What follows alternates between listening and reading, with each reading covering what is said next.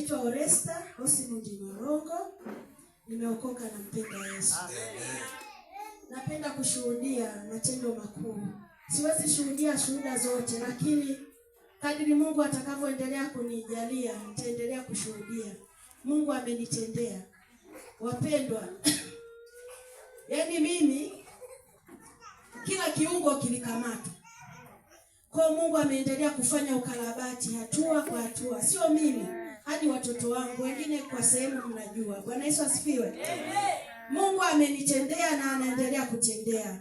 Mungu amekutendea na anaendelea kukutendea. Amen. Mimi nilikuwa na kansa.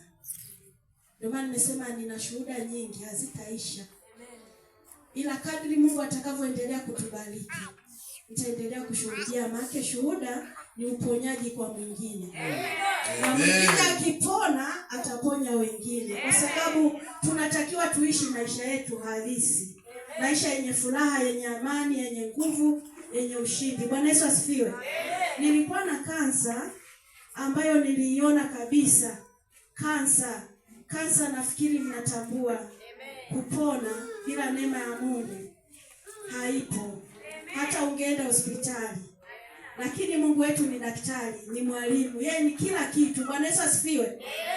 Kwa nilikuta kabisa kuna wakati mimi nywele zinatoka. Ukiwa na kansa nafikiri wenye kansa wanajua Yaani dalili unakuta kuna vitu vinabadilika, unachoka.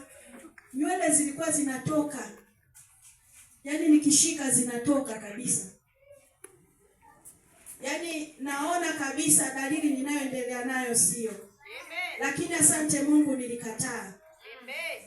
Nataka nikwambie na wewe, lolote linalokutesa, linalokuumiza aidha kwa miaka mingi, kataa. Kataa wewe kwanza. Ndipo Mungu anaenda kujidhihirisha. Bwana Yesu asifiwe. Sina kansa tena.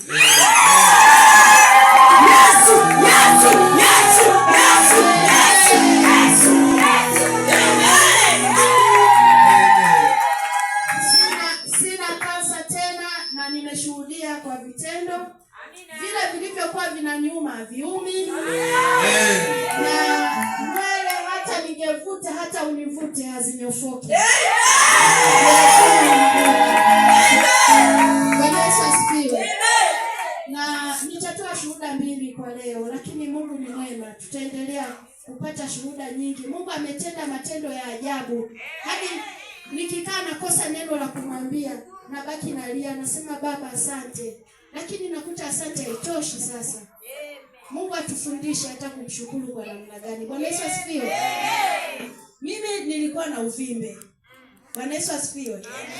Nilikuwa na uvimbe na nafikiri nilishuhudia siku moja kwamba waliniambia siwezi kukaa mwezi mmoja, uvimbe ni mkubwa sana, vinginevyo nitakufa.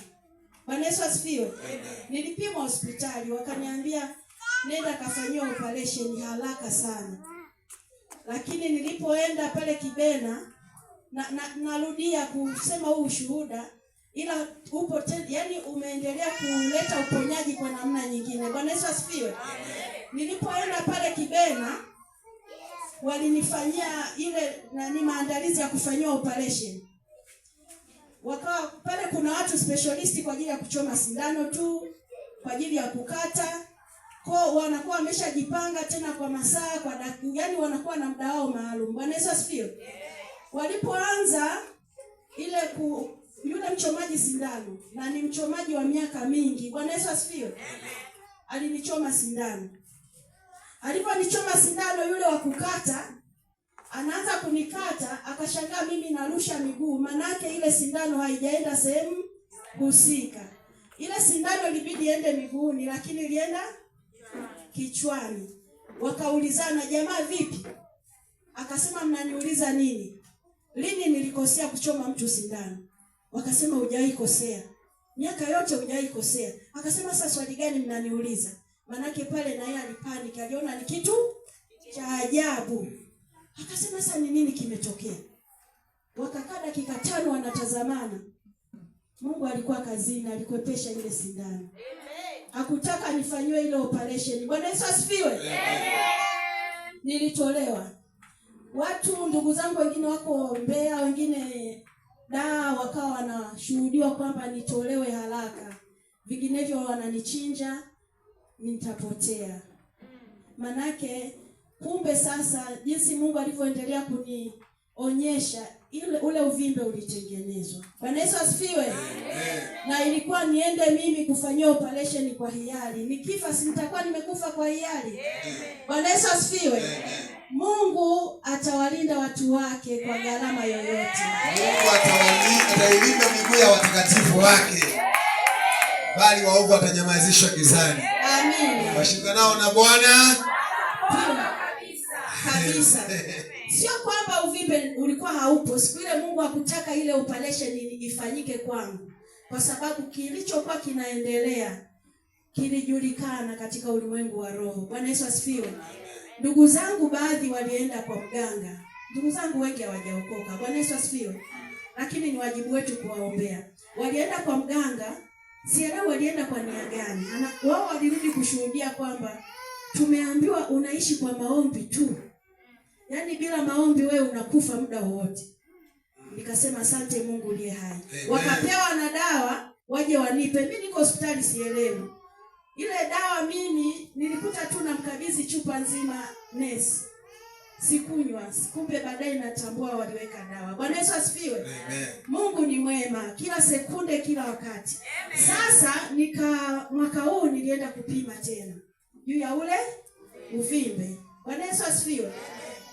Nilipopima nikaambiwa kuna uvimbe. Naomba, afu sasa yule daktari nashangaa. Uone shetani alivyo mjanja. Akasema una uvimbe na ninaomba uende hospitali, achana na mambo ya maombi. Umesikia? Mimi sijai mwambia mimi muombaji. Umeelewa? Alisema achana na mambo ya maombi, nenda hospitali. Nikamwangalia nikasema mimi sina uvimbe. Kirohoni nikasema mimi sina uvimbe. Lazima nimthibitishe Mungu. Ikiwa ndiye aliyenitoa kule, basi ndiye atakaye karabati. Bwana Yesu asifiwe. Cha kwanza kataa wewe. Sema mimi ni mzima. Mungu anaanza ukarabati. Basi nikaendelea kuomba. Mimi sina uvimbe sasa. Bwana Yesu asifiwe. Nimethibitisha tena kwa yale niliyokuwa naona. Nilikuwa siwezi kutembea muda mrefu kwa miguu inauma. Kiuno kilikuwa kinaniuma.